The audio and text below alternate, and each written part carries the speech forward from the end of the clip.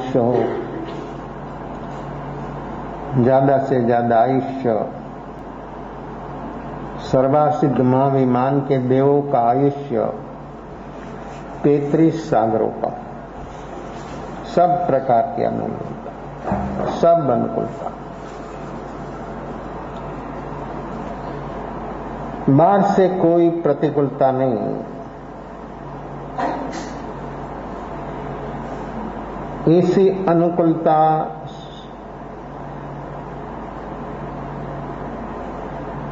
जीव को कितना पुण्य होता है। अनुकूलता जो है सब शारीरिक स्वस्थता।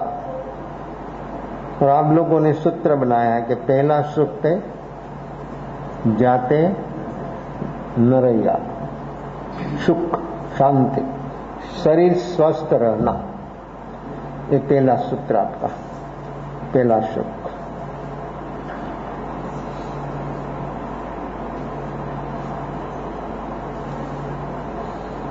तो इस शरीर का सुख व्यक्ति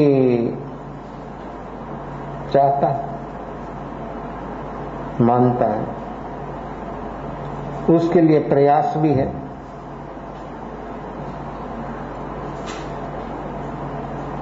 ये 14 राजलोक क्षेत्र में सर्वोपरि स्थान ये सर्वासिद्ध महाविमान,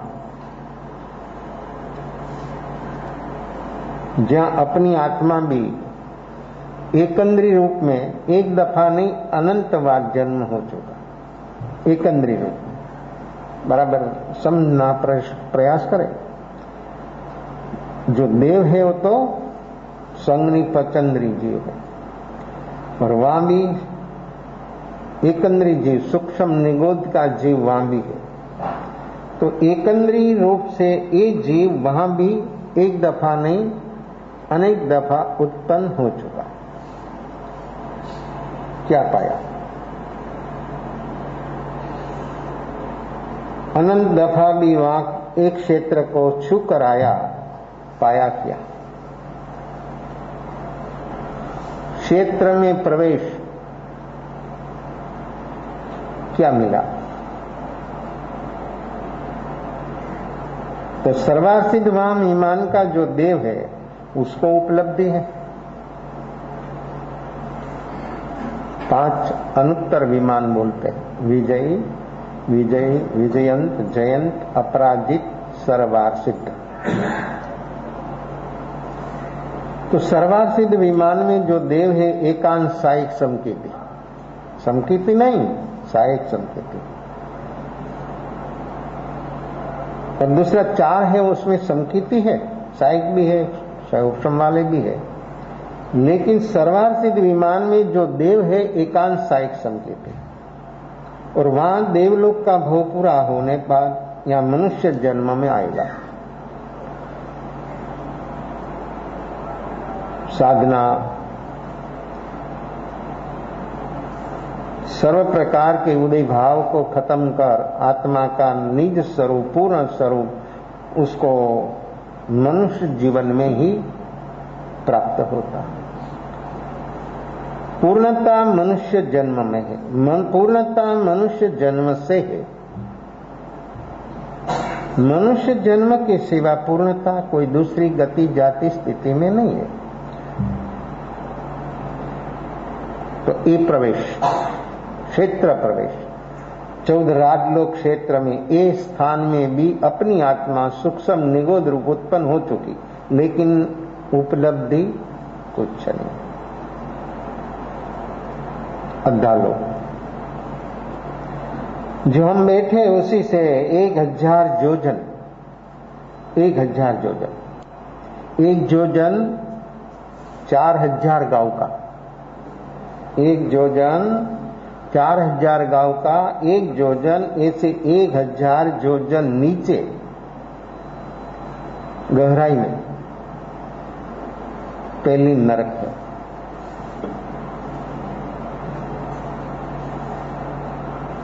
उसी से स्टेप बाय स्टेप नीचे 7वां अपैठान नरकावासा है। वहां भी जो जीव है नारक जीव, नरक न अर्क, अर्क यानी प्रकाश। जहां प्रकाश का 100% अभाव है उसका नाम है नरक। जो व्यक्ति बोधि नहीं पाता है और बोधि नहीं पाएगा तो जीवन में हरदम ऐसी ही अवस्था में जीव जिएगा। आपको जल्दी से जल्दी भीतर में प्रकाश और बाहर का कोई प्रकाश भीतर में पहुंच नहीं सकता। चाहे ऐसा प्रकाश, चाहे ऐसी रोशनी, चाहे ऐसा डेकोरेशन आप करो, बाहर का सब बाहर। भीतर में डेकोरेशन है, भीतर में रोशनी है, कितनी है, कितनी है। कबीर ने एक जगह पर खुद के अनुभव की बात दिखाई है कि मेरे भीतर तो हजार हजार सूर्य प्रकाशित है, एक दो नहीं, हजार हजार सूर्य, और हजार सूर्यों भी उसके सामने बाहर का फिक्का हो जाता है, उसका प्रकाश की कोई विशेषता नहीं, ऐसा अपनी पास है। लेकिन वर्तमान अपनी अवस्था कैसी है? उसका मालिक है, वो चीज अपनी है, मेरी पास है, आपके पास है। लेकिन वर्तमान में व्यक्ति की अवस्था शारीरिक, मानसिक, व्यवहारिक, कौटुंबिक, आर्थिक किस प्रकार की है? तो इस 7वीं नरक में रहा हुआ नारकी जीव नरक, जहां 100% प्रकाश का अभाव है, वो है नरक। जिसके जीवन में बोधि प्राप्त नहीं होती है तो ऐसी ही अवस्था में जीता। सम्यक दर्शन बोधि प्राप्त होने के बाद भीतर में प्रकाश ही प्रकाश होता है, और ये प्रकाश कभी कम नहीं होता है, प्रकाश कोई खत्म नहीं करता है, उसको कोई तकलीफ नहीं। 1 घंटा 2 घंटा करंट नहीं चला जाता है, वहां 24 घंटा भीतर में झलहाट रहता है, और ऐसी वो रोशनी है कि ये आंख की कोई देखने की क्षमता नहीं है। ये चर्म चक्षु से वो देखा नहीं जाएगा, तिल मिला जाते हैं। सूर्य के सामने आप देखते तो क्या होता, देख सकते हैं? क्यों? देखो यहां बोलना पड़ता है कि आंख बंद कर दे, कैसी बंद हो, व्यक्ति कोई मालूम नहीं होती, आंख बंद हो जाती है। सूर्य के सामने जो देखता है तो आंख बंद हो जाती है। ऐसे अपना भीतर का जो प्रकाश है, वो प्रकाश के सामने चांद और सूरज निस्तेज, उसका कोई प्रकाश ढंग जाता है, उसके प्रकाश के नीचे वो प्रकाश छिप जाता है। ऐसा प्रकाश है अपने भीतर, हर व्यक्ति के भीतर। लेकिन उसको हम वो प्रकाश को बाहर लाने के लिए वर्तमान में अपना क्या प्रयास है? किसी मूर्छित अवस्था में ऐसी ही आदत, ऐसी ही मान्यता, ऐसा ही रूटीन में हम जीवन समाप्त कर देते हैं। तो वो भी 33 सागरोपम का आयु, उसका भी 7वीं नरक में जो नारकी है, 1-2 नहीं है, असंख्याता, सब एकांत मिथ्या दृष्टि। सर्वासिद्ध महाविमान में 33 सागरोपम का आयु, एकांत सम्यक दर्शनी और सब आत्मा एकावतारी, एक जन्म मनुष्य पाकर निर्वाण मोक्ष निज स्वरूप में पूर्ण स्थित हो जाता। एक क्षेत्र में प्रवेश, नगर प्रवेश, चातुर्मास प्रवेश, बहुत प्रकार का प्रवेश होता। लेकिन ये भीतर अंतर में हमने कभी प्रवेश किया? जीव जब माता के उदर में आता है तो भी वो प्रवेश है, बहुत प्रकार का प्रवेश है। लेकिन प्रवेश के साथ ही साथ प्रस्थान है, वो भी समझे। कोई भी जगह पर बाहर के द्रव्य से, क्षेत्र से, काल से और भाव से जो वहां जहां प्रवेश होता है, वहां पर प्रवेश के साथ ही प्रस्थान। और जो मैं एक बात कर रहा हूं प्रवेश की, वो प्रवेश होता है, प्रस्थान नहीं होता। ऐसा एक क्षेत्र है, ऐसी एक जगह है। और जो व्यक्ति वहां वर्तमान में जो सम्यक दर्शन बोधि जो प्राप्त हो जाता, तो अपनी जगह वहां पर रिजर्वेशन हो जाती है। कैसा आएगा? आपको टिकट भी रिजर्वेशन हो जाती है कंप्यूटर पर, सब घर बैठे सब हो जाता है। यहां भी घर बैठा नहीं, भीतर बैठा होता है। घर में नहीं बैठता है, भीतर बैठना है, और भीतर कभी नहीं बैठता है, भीतर बैठना। तो जो भीतर बैठ गए उसको वो चीज बोधि सम्यक दर्शन वो प्राप्त हो जाता है। और ये बोधि प्राप्त होने के बाद व्यक्ति को वहां रिजर्वेशन मिल गया। और वो सिद्ध परमात्मा भी बोलते हैं कि तुम हमारी जाति भाई हो गया, तुम हमारी क्वालिटी का हो गया, सामने नहीं बाजू में बैठने का तू अधिकारी हो गया। और अपनी जगह वहां पर रिजर्वेशन हो गई, खलास। फिर वो जगह पर दूसरा कोई नंबर नहीं लगेगा, अपना ही नंबर लगेगा। आप कोई भी चाहे इतना समय पर वहां पहुंचे, लेकिन आपकी जगह वहां पर रिजर्वेशन हो गई। तो ये रिजर्वेशन करने का दिवस है, ये चौमासी पक्की गुरु पूर्णिमा।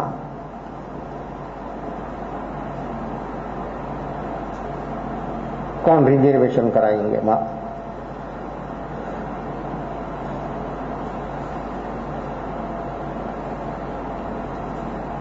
मुक्ति में रिजर्वेशन सिद्ध परमात्मा के जो क्षेत्र है वहां भी प्रवेशन, जो ये प्रवेश है, वहां प्रस्थान नहीं है। एक दो जीव वहां पर नहीं है, अनंत अनंत जीव वहां पर शुद्ध मुक्त आत्मा वहां पर विराजते हैं। वो प्रवेश है, प्रस्थान नहीं है। ये प्रवेश अपना वर्तमान में अपने को ये बोधि से, ये सम्यक दर्शन से व्यक्ति का वहां पर प्रवेश हो गया एक दृष्टि से। तो ये गुरु पूर्णिमा, ये बोधि, ये सम्यक दर्शन प्राप्त करने का बहुत बड़ा दिवस है। और ये बोधि जो प्राप्त हो गया, पूर्णिमा पूर्ण चांद होता है। चांद का भी प्रकाश है, लेकिन जब सूर्य उदय होता है तब चांद का प्रकाश छिप जाता है, देखने में नहीं आता। तारा भी है, ताक भी है, लेकिन उसका तो देखने में भी नहीं आता। चांद देखने में आता लेकिन प्रकाश देखने में नहीं आता। देखो कैसा है। एक प्रकाश जब इतना बलवान होता है तब दूसरा सब प्रकाश निस्तेज हो जाता है। ऐसा अपने भीतर में एक प्रकाश प्रकट करने का एक दिवस है। ये बोधि प्राप्त होने के बाद ही व्यक्ति के भीतर में एक गुरु पूर्णिमा की महिमा, उसकी विशेषता कोई सामान्य दिवस नहीं है। दिवस दिवस है, लेकिन ये दिवस की बहुत बड़ी महिमा है। मुमुक्षु हो, आत्मार्थी हो, जिज्ञासु हो, रुचि वाला जीव हो, उसके लिए तो क्या बोलना। ये दिवस सदगुरु के हृदय में प्रवेश करने का दिवस है। सदगुरु के हृदय में शिष्य का। उससे से दूसरी बात दिखाओ, जो व्यक्ति का सदगुरु के हृदय में जो प्रवेश हो गया शिष्य का, तो शिष्य के हृदय में सदगुरु का प्रवेश हो जाता है। वो सर्वोपरि महिमा है, सर्वोपरि विशेषता है।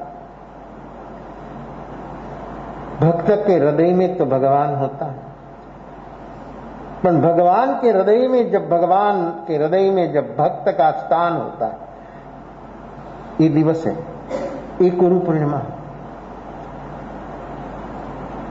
उसकी महिमा जितनी शब्दों से पूर्ण रूप से व्यक्त नहीं हो सकती, ऐसा ये दिवस है। ऐसी महिमा है ये दिवस की, अद्भुत और अपूर्व ये दिवस है। और ये दिवस अपने को अनुभव करने का मिला है तो हम बहुत बड़े परम सौभाग्य है।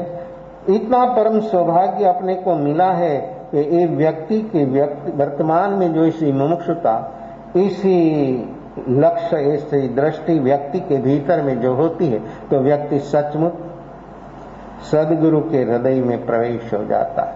और वहां पर प्रवेश हो गया, फिर प्रस्थान नहीं है, ऐसा। लेकिन व्यक्ति के भीतर वर्तमान अवस्था किस किस प्रकार की चल रही है, सारा दुख नहीं, दुखों का कारण मिट जाता है। अज्ञानी जीव हरदम दुख मिटाने का प्रयास कर रहा है, ज्ञानी हरदम दुखों का कारण मिटा देता है।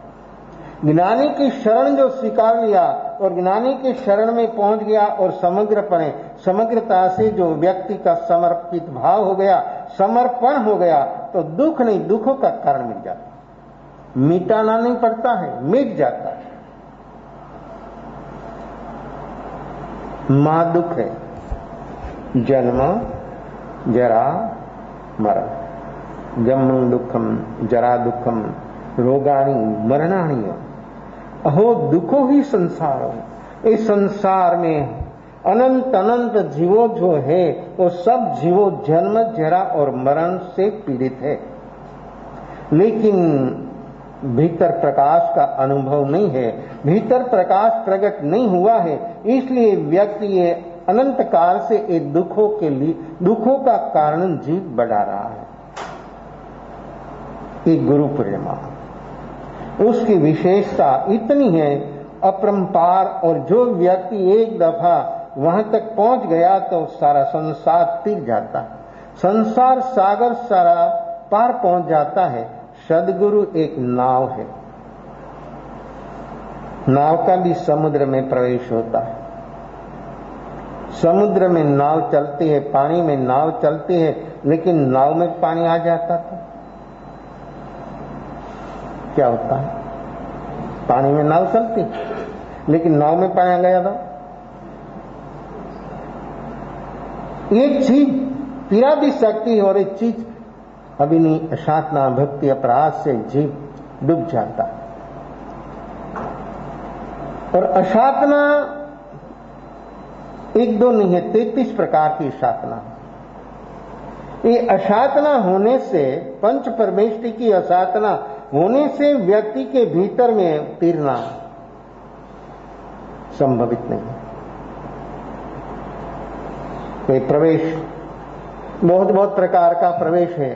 यहां पर सदगुरु के हृदय में शिष्य का प्रवेश एक गुरु पूर्णिमा। आपके पास जो जो कीमती से कीमती चीज है, चाहे इतनी कीमती चीज है, वो सब दे दो तो भी वहां पर प्रवेश नहीं होता। और आप जिसको कीमती समझते वो जीवन जरूरी चीज है, कीमती नहीं है। आप जो कीमती मानते हैं वो सब जरूरी चीज है, कीमती नहीं है। आपकी वर्तमान उसका लगा होने से आपको वो कीमती लगता है, बस। कीमती तो है अपने भीतर में, ईर्षा है, इतनी अद्भुत चीज है उसकी और हमने कभी देखा नहीं, अपनी दृष्टि भी खोली नहीं कि ये चीज क्या है मेरी भीतर। वो जो अपने को अनुभव करना हो तो एक क्षेत्र 14 लोक क्षेत्र, उसमें अनंत काल से अपना अप डाउन चल रहा है, ऐसा प्रवेश हो कि कभी वहां से प्रस्थान न हो। ये प्रवेश करने के लिए ये दिवस है, ये बोधि प्राप्त करने के लिए दिवस है, सिद्ध भगवान के पास पहुंचने के लिए दिवस है। अपने जीवन में जो अपनी वर्तमान तैयारी होगी तो अपना सब कार्य, सब मीनिंग जो कार्य कभी हमने हुआ ही नहीं और किया ही नहीं, ये कार्य होने की बहुत बड़ी संभावना है। क्षेत्र का कौन से समय में वहां पर प्रवेश होता है? क्षेत्र फिर काल कौन से काल में? भूतकाल में, भावी में या वर्तमान में?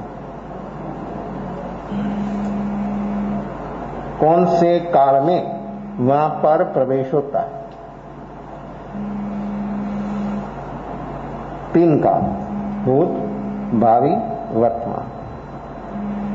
जहां तक जीव भूत भावी में रहेगा तहां तक वहां पर प्रवेश नहीं है। क्षेत्र रेडी है लेकिन वर्तमान नहीं है। वर्तमान क्षण सर्वोपरि कीमती है और वर्तमान क्षण में जो जीव जीता है तो वहां पर द्वार खुल जाता है। क्षेत्र का द्वार, कोई व्यक्ति को इधर आना है हॉल में, गेट बंद है तो आ सकता है? चाहे ऐसा प्रयास करे, गेट नहीं खुलेगा तो अंदर प्रवेश। वर्तमान क्षण मुक्ति का द्वार है। वर्तमान क्षण बहुत बड़ी कीमती चीज है। सबसे बड़ी कीमती चीज जो हो तो वर्तमान समय। 24 घंटा अपना समय चला जाता है। व्यक्ति वर्तमान क्षण में कितनी क्षण जीता है? सेकंड नहीं बोलता हूं, सेकंड तो बहुत बड़ी हो गई। वर्तमान में व्यक्ति कितनी क्षण जीता है? असंख्याति क्षणों की एक सेकंड, असंख्याति, जो हमारे हिसाब में नहीं आता है, कंप्यूटर का के मन बुद्धि का हिसाब में जो नहीं आता है, इतनी क्षणों की एक सेकंड। और 60 सेकंड की एक मिनट, और 60 मिनट का 24 कलाक का एक पुनरावर्तन। समय से शुरू होता है काल की गिनती। तो ऐसे कलियोपम सागरोपम कितना बीत गया? अनंत काल। जहां तक हम भूत भावी में रहेंगे तहां तक वर्तमान में स्वक्षेत्र में प्रवेश संभवित नहीं।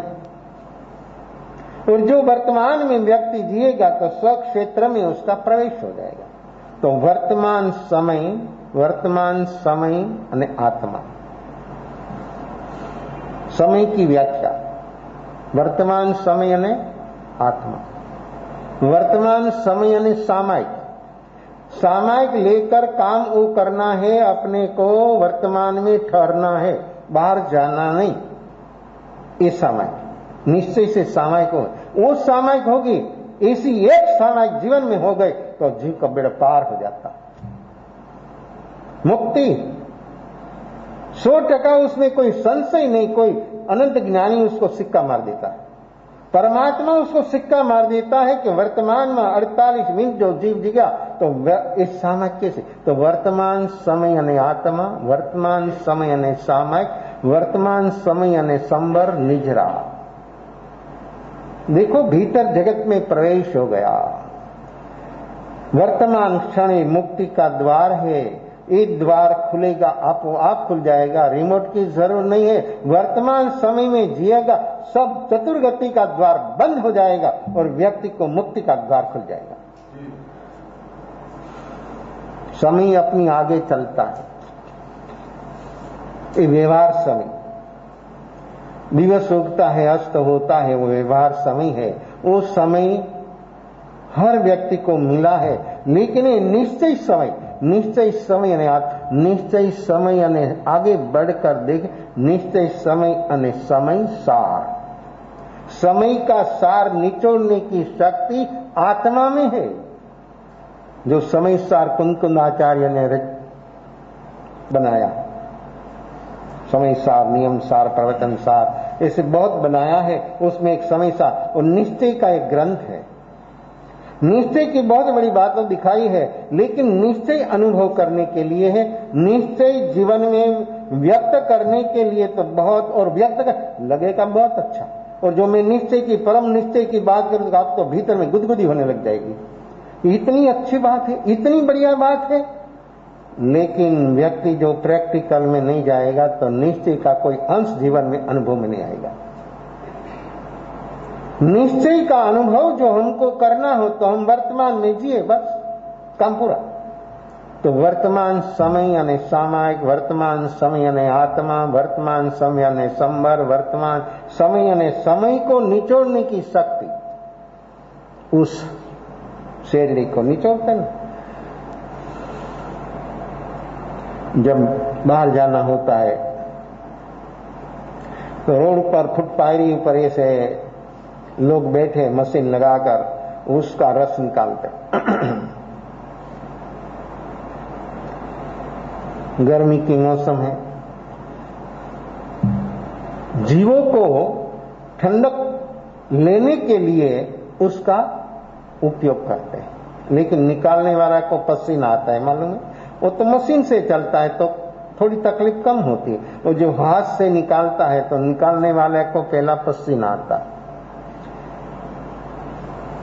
तो 1 दफा लगाया, 2 दफा लगाया, 3 दफा लगाया, 4 दफा, ऐसे ऐसे बनाकर, और फिर रस निकल गया। उसी से उसके रेसे रेसे में जो रस था वो रस सब निचोड़ लिया, ले लिया। फिर उसको जो बचता है उसको क्या करते हैं, क्या बोलते हैं उसको? जो हम वर्तमान में नहीं जिए, अपना जीवन कुछ, आप कुछ भी हो, आप कुछ भी मानते हो, आप कुछ भी समझते हो, वर्तमान में जो जिएगा तो सम्राट का सम्राट हो जाएगा। इतनी शक्ति सामर्थ्य है वर्तमान में, वर्तमान क्षण मुक्ति का द्वार मुक्त हो जाता। ऐसी शक्ति हर व्यक्ति में, लेकिन हम कैसे जीते हैं, कैसे जीते हैं, कैसी हमारी अवस्था? ये वर्तमान समय, क्षेत्र और काल, ये काल निश्चय से समय, ये आत्मा स्वयं खुद, ये वर्तमान समय मुक्ति का द्वार खुल जाता है और व्यक्ति निर्वाण का अधिकारी हो जाता है।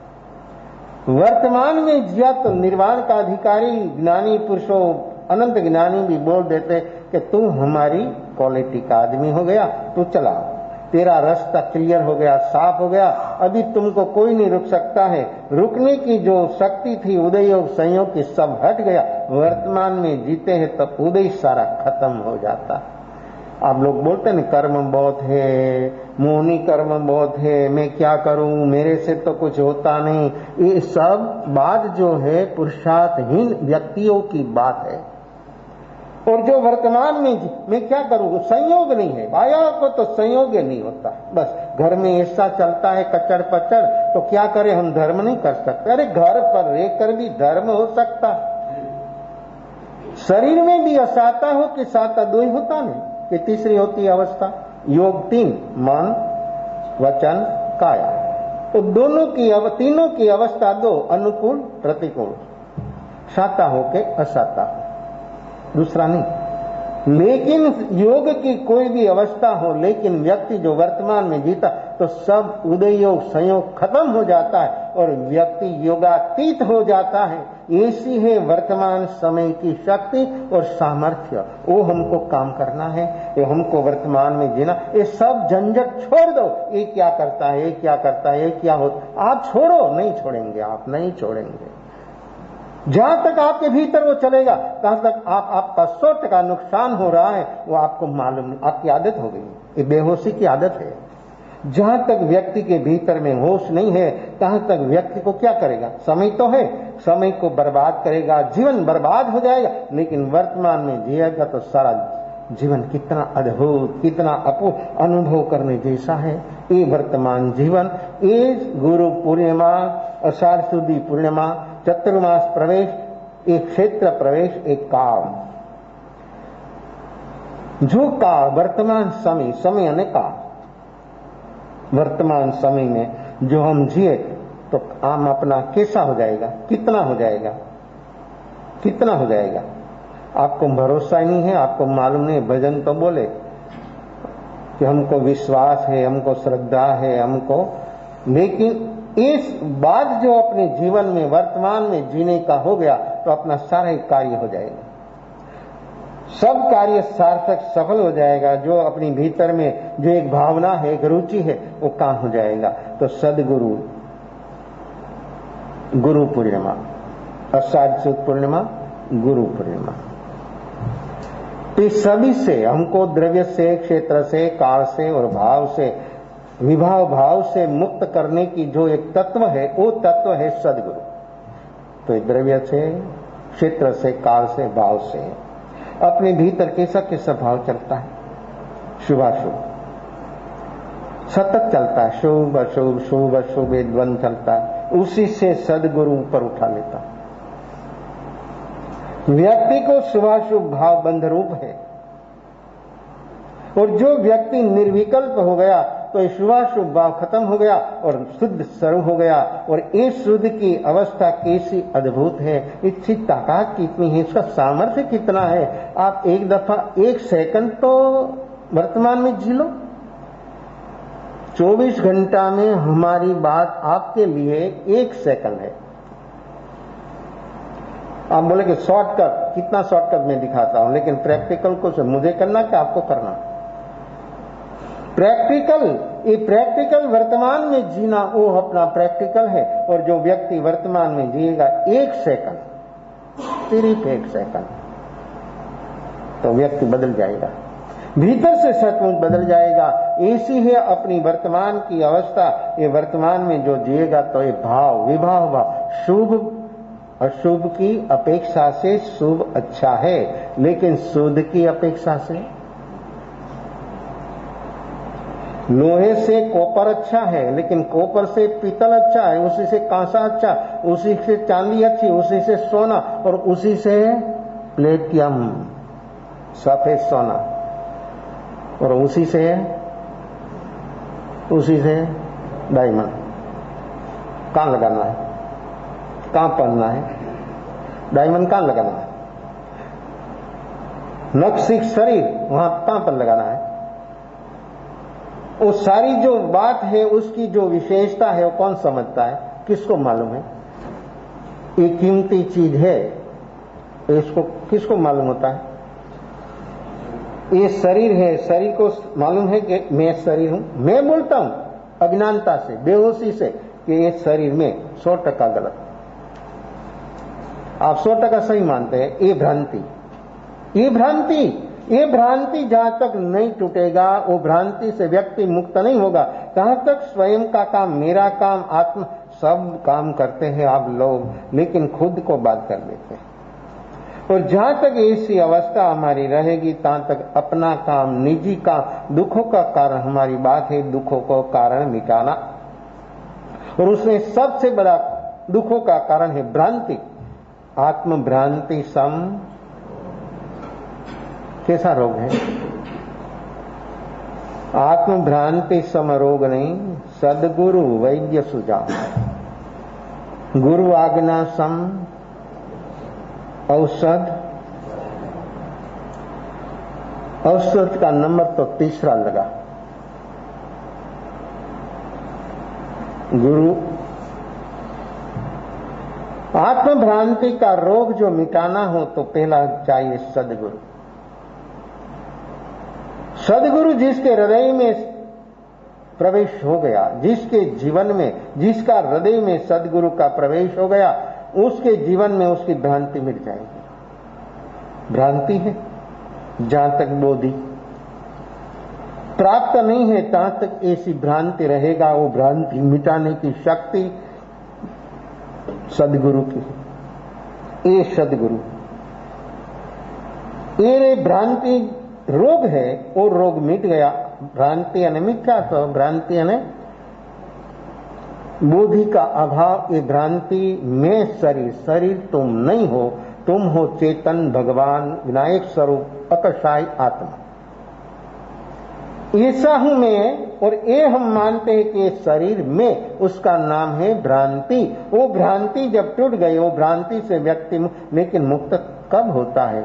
सदगुरु की शरण जावे, और सदगुरु की शरण सभी प्रकार से समग्रपणे, समग्रता से समर्पित हो जाए।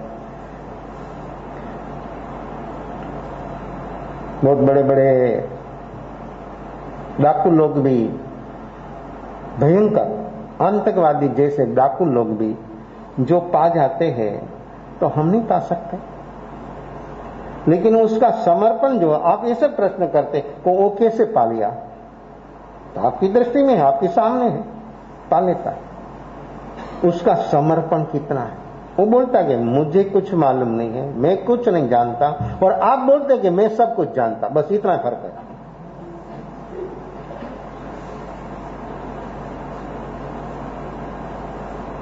वो डाकू बोलता मैं कुछ नहीं जानता, मुझे कुछ मालूम नहीं, जो आप बोले वो मैं करने को तैयार। आप बोलो छलांग लगा दे तो मैं सोचूंगा नहीं कि क्यों मुझे ऐसा बोला। आप कितना सोचेंगे, कितना खलास? वो समर्पण नहीं है। विकल्प आया भीतर में, किसी प्रकार का आज्ञा हुई, विकल्प आया, खलास, आउट। विकल्प का जहां पर प्रवेश नहीं है, वहां पर भ्रांति कैसे चलती है? वहां पर व्यक्ति कैसे प्रवेश पाता है? सदगुरु के हृदय में। और सदगुरु के हृदय में प्रवेश पाने के लिए समर्पण, ये समर्पण ईगो का, ईगो का समर्पण, तो ये डाकू एक दो नहीं, हजारों सैकड़ों डाकुओं ऐसे पा लिया। ऐसा पाया वाल्मीकि। क्या था? भयंकर लुटा रहा था डाकू। कैसा हुआ? अंगुलीमाल कैसा था? अर्जुन माली, दृढ़ प्रहारी, इलायची, एक नहीं सैकड़ों की संख्या। प्रभव एक एक डाकू उनके जीवन में कैसा समर्पण, और समर्पण से कैसे उसके जीवन में सिद्धि प्राप्त होगी। तो कैसे हुआ और क्या काम किया उसने? काम क्या किया? आपकी दृष्टि में तो देखने में नहीं आता। और समर्पण सबसे बड़ा पुरुषार्थ है, सबसे बड़ा पुरुषार्थ। आप पुरुषार्थ चाहे ऐसा करो, लेकिन समर्पण नहीं तो सिद्धि नहीं, समर्पण नहीं तो बोधि नहीं, समर्पण नहीं तो संवर नहीं, समर्पण नहीं तो वर्तमान नहीं तो कुछ नहीं। आत्मा के लिए, अपनी आत्मा को जो हमको अनुभव तक पहुंचाना हो, हमको हमारा अनुभव करना हो, तो व्यक्ति के पास इतना समर्पण जो हो तो उसका काम कैसा होता है। सब क्षेत्र में, एक क्षेत्र में नहीं समझना, बाहर के क्षेत्र में भी व्यक्ति का, हमने तो बहुत बहुत देखा है ऐसे व्यक्तियों को कि व्यक्ति का अशक्य कार्य भी संभवित हो जाता, लेकिन उसके जीवन में कैसी श्रद्धा, कैसी भक्ति, कैसा भाव वो हो सकता है और हो जाता है। उसमें कोई विशेषता नहीं है, विशेषता है व्यक्ति की समर्पण की। वो समर्पण हो गया, मैं कुछ नहीं है, मेरा कुछ नहीं, जो आप बोलो वो मैं करने को तैयार हूं। तो ये अपनी वर्तमान अवस्था ऐसी समर्पण की जब होती है, तब व्यक्ति के जीवन में कैसी अवस्था तक व्यक्ति पहुंच जाता है। वो काम वर्तमान में तो क्षेत्र से प्रवेश, काल से प्रवेश और भाव से विभाव भाव। अशुभ से शुभ अच्छा है, लेकिन शुभ से शुद्ध आनंद गुण अच्छा है। कितना अच्छा है? अशुभ से शुभ बहुत अच्छा है। पल्ला में रखो शुभ और अशुभ, तो शुभ का पल्ला वजनी रहेगा। तो अशुभ से शुभ अच्छा है, तो शुभ से भी शुद्ध कितना अच्छा है? जीवन भर का शुभ रह तो नहीं सकते, कंटिन्यूस शुभ भाव में रहने का प्रयास करते लोग, लेकिन नहीं रह सकते। विचार दूसरा आ ही जाता है, हो ही जाता है, और व्यक्ति को मालूम भी नहीं होता है। तो जीवन भर का शुभ भाव और एक क्षण का शुद्ध भाव, एक क्षण वर्तमान, एक क्षण का शुद्ध भाव और जीवन भर का शुद्ध भाव बरोबरी नहीं होती।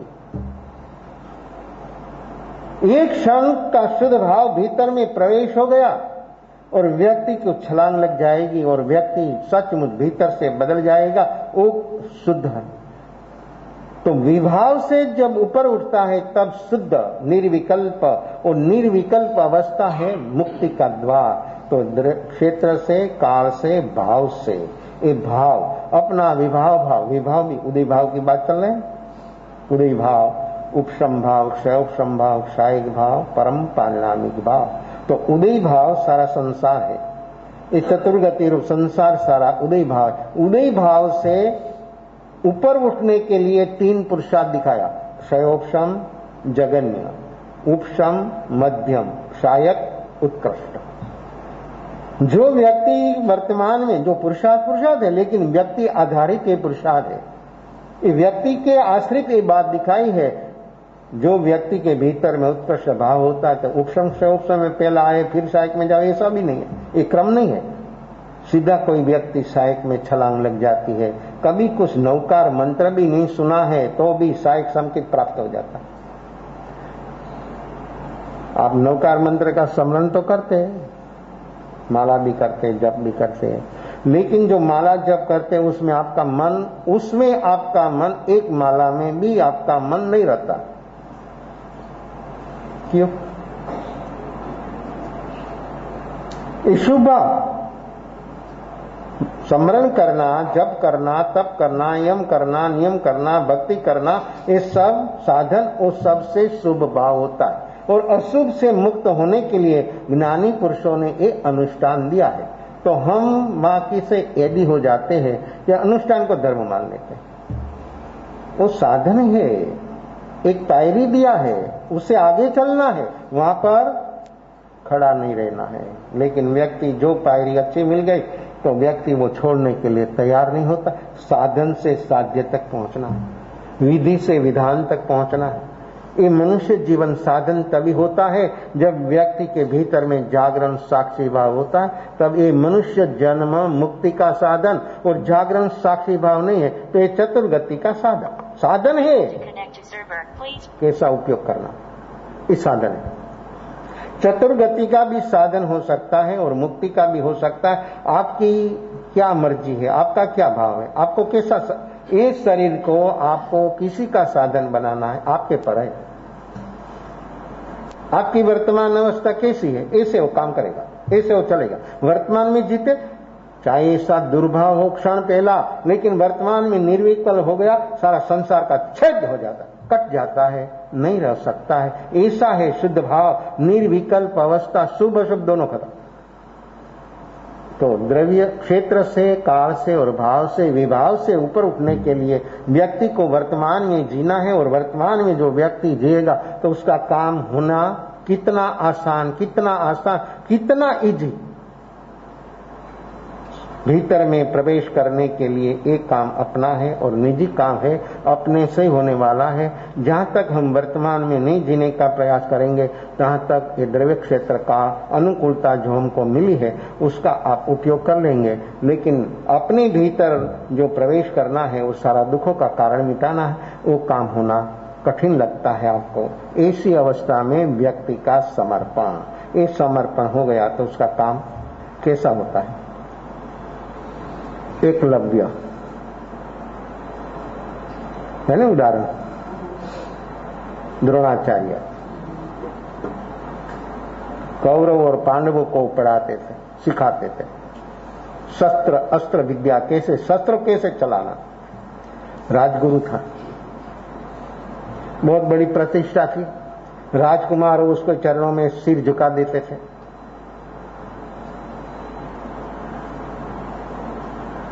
एकलव्य आया, नाम सुन करके द्रोणाचार्य बहुत बड़ा शस्त्र विद्या में पारंगत है, आया, प्रणाम किया, मैं आपके पास पढ़ने के लिए आया हूं। द्रोणाचार्य ने देखा कि तुम अछूत कौम के हो, तुमको मैं नहीं पढ़ाऊंगा, मैं तो राजकुमार को ही पढ़ाता। द्रोणाचार्य पॉलिटिक्स गुरु था, सही गुरु नहीं था। पॉलिटिक्स गुरु ऐसे बोलते हैं, सही गुरु कभी नहीं, कोई भी आओ। और भगवान महावीर ने सब वर्ण को समान हक दिया है। भगवान महावीर ने कैसी क्रांति की, वो समय पर स्त्री को समान हक दिया, किसी ने नहीं दिया। स्त्री तो सब पैर के नीचे कुचल डालते थे। कैसी कैसी लोगों की मान्यता और कैसे कैसे संस्कार से जो जीते।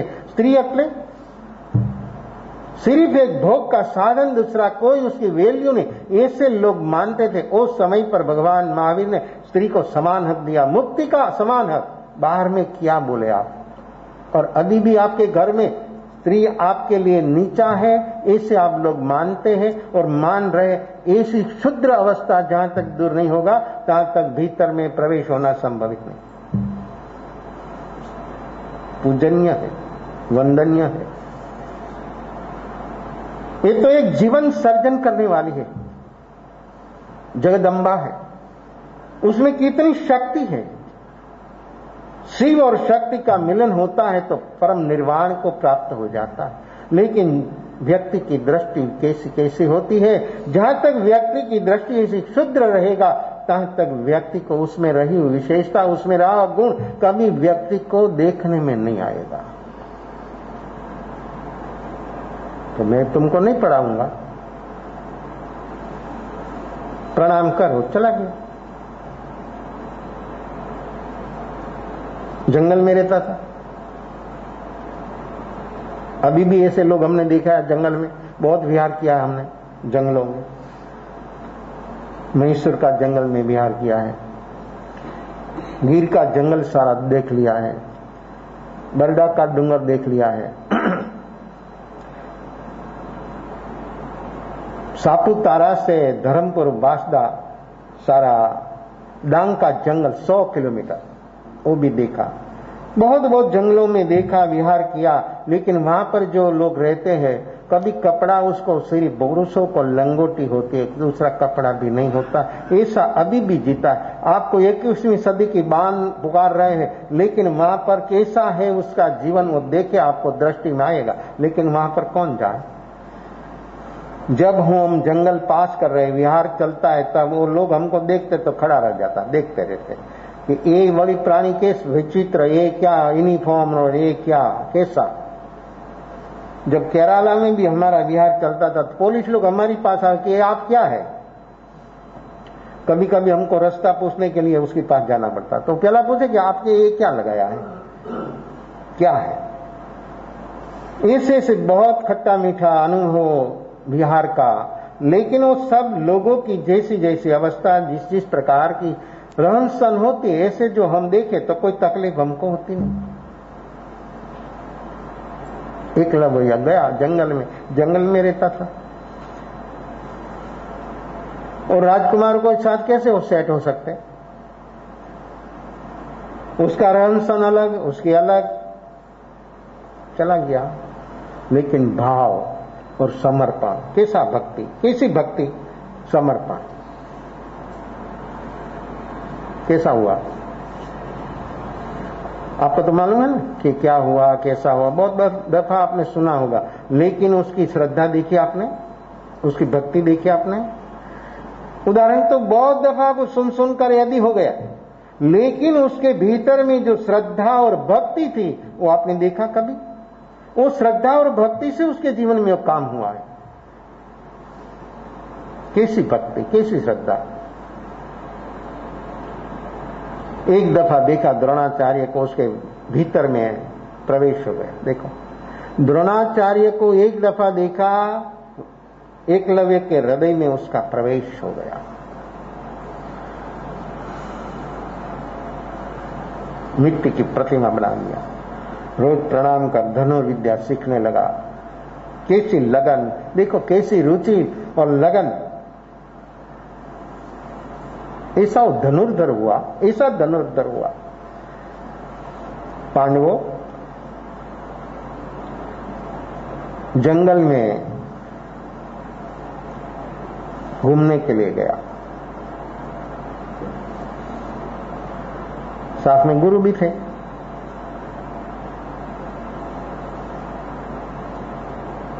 दृष्टि हर व्यक्ति की अलग अलग है, दृश्य एक है, दृष्टि हर व्यक्ति की अलग अलग। जो व्यक्ति देखना मांगता है वही देखता है, जो व्यक्ति सुनना मांगता है वही सुनता है। जिसमें आपकी कल्पना जिस प्रकार की होती है, ऐसा आप देखेंगे, ऐसा आप सुनेंगे। इसलिए तो व्यक्ति सुनने पर भी, परमात्मा वितराग को भी सुनने पर भी हम भटक गए। क्यों? हमारी आदत और मान्यता से हमने सुना।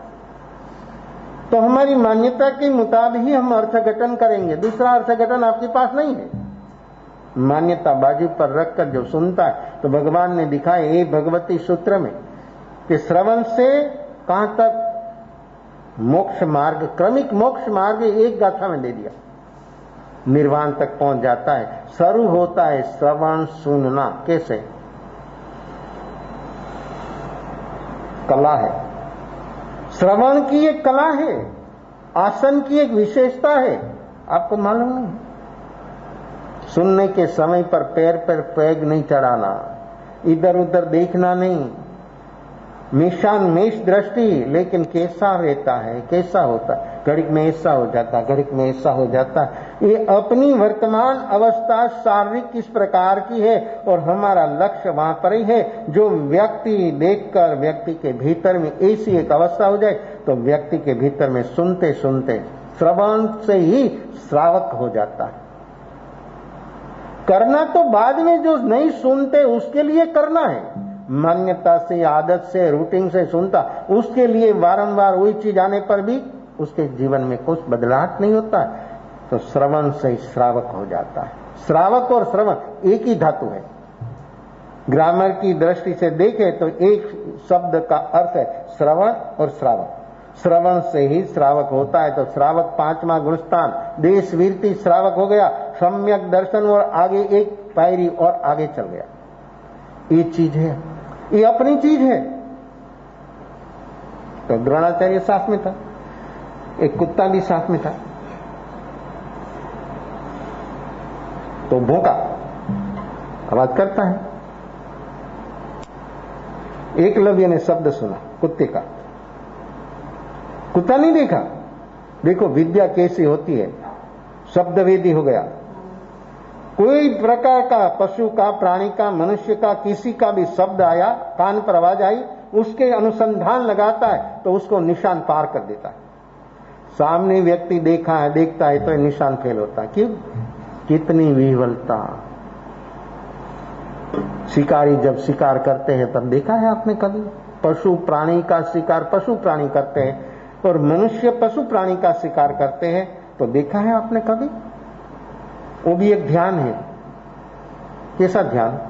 रौद्र ध्यान।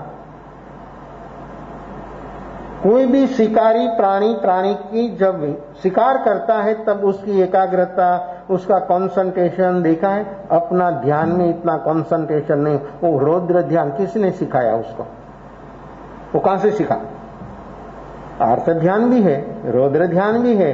धर्म ध्यान इसलिए है कि आर्त रौद्र ध्यान से ऊपर उठना, और शुक्ल ध्यान इसलिए कि सारा बंधनों का कारण खत्म होना, इस शुक्ल ध्यान का सामर्थ्य है। तो आवाज, अनुसंधान किया, छोड़ा बात। कुत्ता का मुंह पहले बंद होने के पहला एक दफा आवाज किया, सारा मुंह बाणों से भर दिया। कितनी त्वरित गति से बाण छोड़ा होगा, उसका भौंकना बंद हो गया, मुंह बंद, सारा मुंह बाणों से भर दिया। किसी ताकत। तो देख आया कुत्ता, फिर देखा द्रोणाचार्य, ये कौन है? ये व्यक्ति कौन है? इसी व्यक्ति एक जंगल में कौन है कि उसको देखे के बिना उसका सिर्फ आवाज सुनकर उसका सारा भर दिया, बाणों से मुंह भर दिया और भौंकना बंद हो गया। रथ चलाया। द्रोणाचार्य की जो दृष्टि एकलव्य को देखा, द्रोणाचार्य रथ से नीचे उतरा। उसने पहचान लिया, कहा हाँ एकलव्य है, आया था मेरी पास एकदम, उसका एक काम है। द्रोणाचार्य ने बोला तू तो मेरा शिष्य हो। देखो वहां क्या गया था, तब क्या बोला था? मैं तो राजकुमारों को पढ़ाता, तुम तो क्षुद्र हो, तुमको मैं नहीं पढ़ाता हूं। अभी गुरु कैसे हो गया? इसका इसलिए पॉलिटिक्स।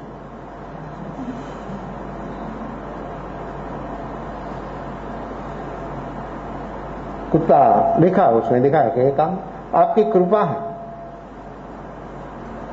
नीचे तो हो गया कि एक काम तो उसने किया, दूसरा कोई करने को समर्थ नहीं। मैं तेरा गुरु हूं, तू मेरा शिष्य। गुरु दक्षिणा सामने से मांग लिया। एक गुरु पूर्णिमा, गुरु दक्षिणा का दिवस है, मालूम है आपको? क्या देंगे आप लोग? क्या देंगे? क्या दे सकते हो आप? क्या दे सकते हो? कोई बोले ऐसा कि आप जो बोलो मैं दे सकता हूं। इतना लोग बैठे, 5-25 हो के 5-25 हजार हो के लाख, एक भी व्यक्ति नहीं ऐसा बोल सकता कि आप जो बोलो मैं दे सकता हूं। क्यों? आपको भीतर में कितना भय है, कितना भय है, कितना लगाव है। वो भय और लगाव जहां तक है तहां तक बोधि पाना 3 काल में शक्य नहीं है। आप कुछ भी हो बोल सकते कोई? मैं बोलता हूं आप क्या दे सकते हो, और जो उसके बदले में मैं सम्यक दर्शन आपको प्रदान कर दूं, लेकिन आप झिझक जाते हैं। आपको कितना लगाव, कितना मोह है, उसके पर मालूम हो जाता है। कैसा कैसी चीज है, अपनी पास है, अपनी चीज है, लेकिन अपना लगाव जलाराम भगत सौराष्ट्र में हुआ, गुजरात में। उसके पास एक व्यक्ति आई भिक्षा लेने के लिए, तो कि मैं ऐसी भिक्षा नहीं लेता हूं, तो आप जो बोलो मैं दो। जलाराम भगत बोला, आप जो बोलो मैं दो, बोलो आप, तेरी स्त्री को मुझे दे दे।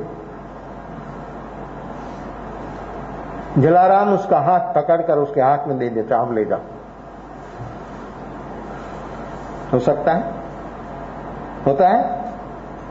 इशारा भी नहीं करते, कैसे लोग है और कैसी भीतर में अवस्था चल रही है। जलाराम ने बोला कि ले जाओ, आराम से ले जाओ, मुझे उसका कोई लगाव नहीं है, और आप जो करेंगे तो उसका कल्याण ही कल्याण होगा। कैसा भाव? ये भक्त जलाराम अभी हुआ, वो कोई चौथा आरा की बात नहीं है। आपका मन कैसा छठा आरा का आपका मन है। किसी व्यक्ति में देखता हूं, मुझे बहुत दर्द होता है कि बोलता है, हाथ जोड़ता है, ऐसा है, लेकिन भीतर में कैसी कैसी विपरीतता चलती है। मुझे तो ऐसा लगता है कि ये व्यक्ति कब बदलाव होगा, कब ये सम्यक दर्शन पाएगा। दे दिया,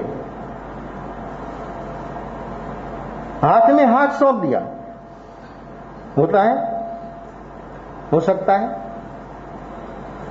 हुआ, लेकर चले हो। गांव के बाहर गया, वो बोले कि तुम बैठो मैं आता हूं। उसके पास एक झोली थी, एक धोखा था, लकड़ी हाथ में रखता था, वो दे दिया, ये संभालना मैं आता हूं।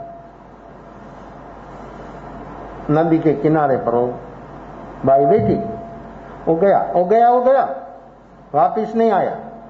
उसको लेने के लिए नहीं आया, उसको देने के लिए आया था। लेकिन जलाराम की भक्ति कैसी हो देखने, उसकी परीक्षा करने के लिए आया था। एक देव था, मानव रूप धारण कर उसकी भक्ति की परीक्षा करने के लिए आया था कि उसकी भक्ति कैसी है। मैं मांगू, अच्छी चीज है, लेकिन वो हिचकाएगा, कुछ होगा उसके भीतर में। कुछ नहीं हुआ, एक विकल्प नहीं हो, ले जाओ आराम। और खुद ने हाथ पकड़कर उसके हाथ में सौंप दिया।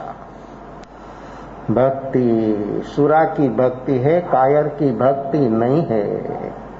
धर्म सुरा का है, कायर के लिए धर्म नहीं है। कायर के लिए तो भजकल दारम दिन रात वही मंत्र चलता है। सुरों के लिए भक्ति है, सुरों के लिए धर्म है, और सुरों के लिए सदगुरु का समर्पण है, तभी काम होता है। उसके बिना वो काम होना कभी संभवित नहीं।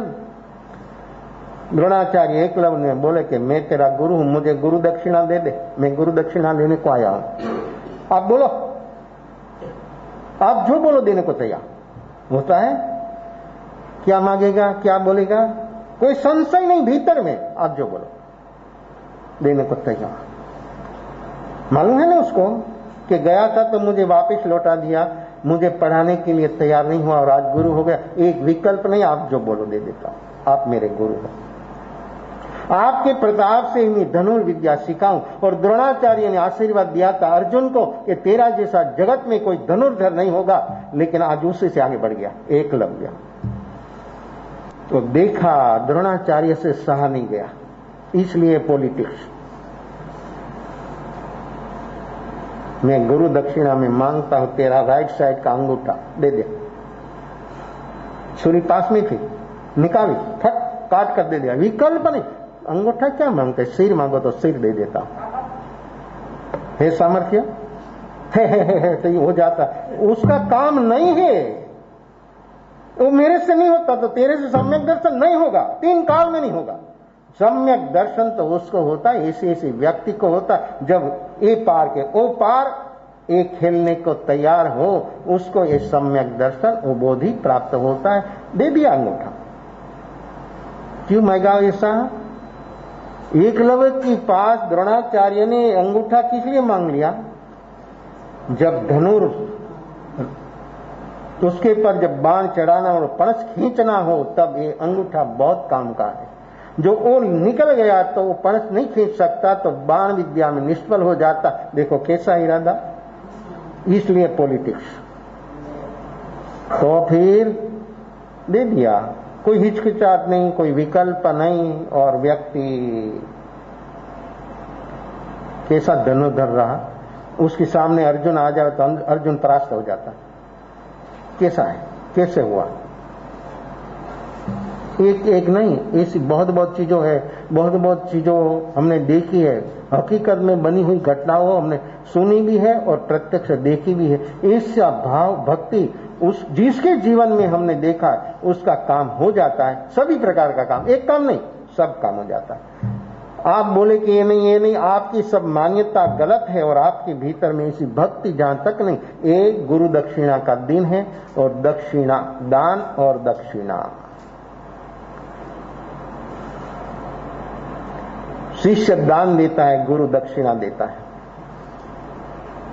मालूम है दक्षिणा क्या? दान तो आपको मालूम है कि कुछ देना। मैं बोलूं किसी को अभी कि 5-25 लाख रुपया दे दो तो दे देगा, भाव आएगा तो दे देगा। लेकिन दक्षिणा क्या? ये दान, वस्तु देना। 14 प्रकार का स्नादिक दान है, 14 प्रकार का। उसमें से कोई भी दान दो भाव से तो पुण्य होता है। लेकिन दक्षिणा क्या? दान और दक्षिणा। दक्षिणा क्या बोलते हैं आप लोग? दान दक्षिणा, दान दक्षिणा। दक्षिणा क्या है? ये दक्षिण में रहते इसलिए दक्षिणा है? तो फिर क्या? दान तो हर व्यक्ति समझता है, मानता है, कोई भी होने, एकलव्य जैसा भी दे दिया। लेकिन दक्षिणा, द्रोणाचार्य ने दक्षिणा नहीं दी इसलिए पॉलिटिक्स। दान ले लिया, दक्षिणा नहीं दिया।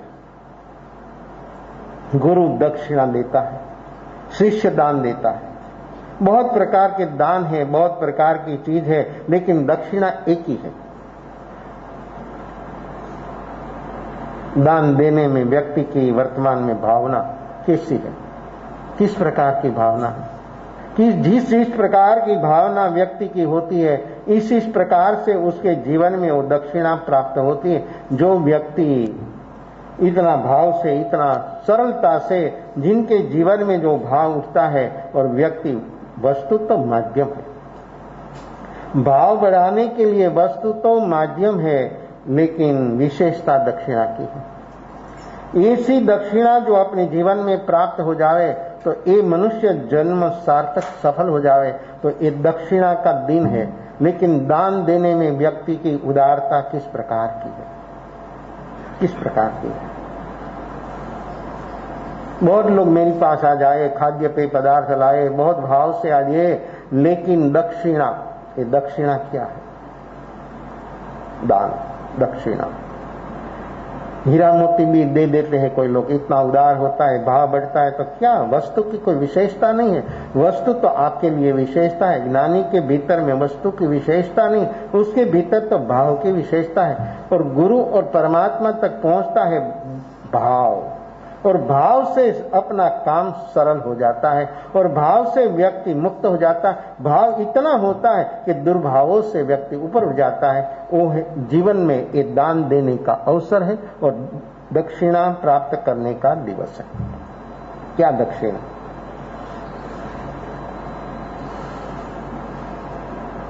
दक्षिणा किसको बोले? दान तो दे दिया, कुछ भी दान दिया, दक्षिणा। तो सदगुरु ही दक्षिणा दे सकता, दूसरा नहीं दे सकता। देखो ये द्रोणाचार्य ने दान ले लिया, मांग कर लिया, इसलिए पॉलिटिक्स। दक्षिणा नहीं दिया इसलिए पॉलिटिक्स। वो पॉलिटिक्स लोग लेते हैं, देते कुछ नहीं। तो यहां तो सदगुरु है, सदगुरु ही दक्षिणा देते हैं। और ये दक्षिणा कैसी है, क्या है?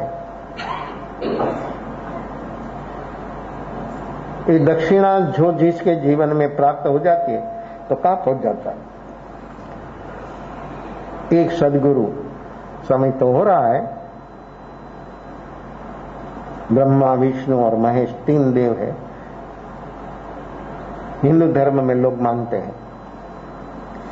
ब्रह्मा ने सर्जन किया, विष्णु उसका पालन करता है, शिव उसका संहार करता है, जो अशुभ तत्व है उसका संहार करता है। ऐसे 3 तत्व कल्पना का चित्र है, लेकिन उन लोगों ने सही मान लिया। ये 3 तत्व एक एक काम करते हैं, सदगुरु एक तीनों काम करते हैं। शिष्य के हृदय में उसका सर्जन करते हैं। अनंत काल से जो सर्जन नहीं हुआ वो सर्जन सदगुरु करते शिष्य के हृदय में, और ऐसा सर्जन होता है कि व्यक्ति कभी भी आगे बढ़ने में कोई तकलीफ नहीं होती। विष्णु उसका रक्षण करते हैं। जो उसने सर्जन किया उसको संवर्धन करता है, बढ़ाता और शिव संहार करता। अपने भीतर में रही नेगेटिव प्रकृतियों, नेगेटिव तत्व, नेगेटिव चीज जो हो संहार करता, तो सदगुरु अपने भीतर में रही हुई नेगेटिव ऊर्जा, नेगेटिव प्रकृति, नेगेटिव विचार, सब अशुभ को सदगुरु संहार कर देता है, खत्म कर देता है। लेकिन सदगुरु की शरण पर जो जाता है, उसको समर्पित होता है, उसके जीवन में वो सारी नेगेटिव चीजें खत्म हो जाती है और व्यक्ति के भीतर में कैसा होता है, कहां तक पहुंच जाता है। तीन एक एक काम करते हैं, सदगुरु तीनों का काम करते हैं, इसलिए बोलते हैं कि गुरु ब्रह्मा, गुरु विष्णु, गुरुदेवो महेश्वर, गुरु साक्षात। ये तीनों से परम ब्रह्म, तीनों की भी शक्ति एक सदगुरु में है, और एक सदगुरु शिष्य के जीवन में कैसा उसका काम कर देता है। ये दक्षिणा, कैसी दक्षिणा देता है, ये दक्षिणा है जीवन में, लेकिन वो शिष्य को मिलती है। जो शिष्य ऐसा दान देने को तैयार हो गया, आप जो बोलो मैं देने को तैयार, विकल्प नहीं, ऐसा शिष्य को ही दक्षिणा मिलती है, सभी को दक्षिणा नहीं मिल सकती है। तो दक्षिणा देता है सदगुरु। आपके जीवन में बाहर के तो ऐसा है कि दक्षिणा दान दे देते, लेने वाला कभी आपका आभार मानते? आपको आभार मानना चाहिए, किसको? लेने वाला का। उल्टा है, लेने वाला आभार माने, लेने वाला नहीं, देने वाला आभार और उपकार माने कि आज मुझे ऐसा देने का महान मौका मिला, अवसर मिला कि मैं आज आपको, आप देना मांगते हो, वो नहीं लेगा तो आप क्या करें? आप कुछ भी देने को तैयार हो, बोले कि जरूर नहीं है, तो आप क्या करेंगे? वस्तु की कोई विशेषता नहीं है, आपको विशेषता है वस्तु की। सदगुरु को कोई विशेषता वस्तु की नहीं है, वहां तो भाव की विशेषता है। और दान सदगुरु दे सकते, सब नहीं दे सकते, वो दान है बोधि, सम्यक दर्शन। लेकिन दान देना है अपना ईगो का। जो व्यक्ति ईगो का दान दे देता है, उसको सदगुरु बोधि सम्यक दर्शन दे देता। कैसा है ये दान और दक्षिणा? सदगुरु ही दे सकता है ये बोधि, ये सम्यक दर्शन।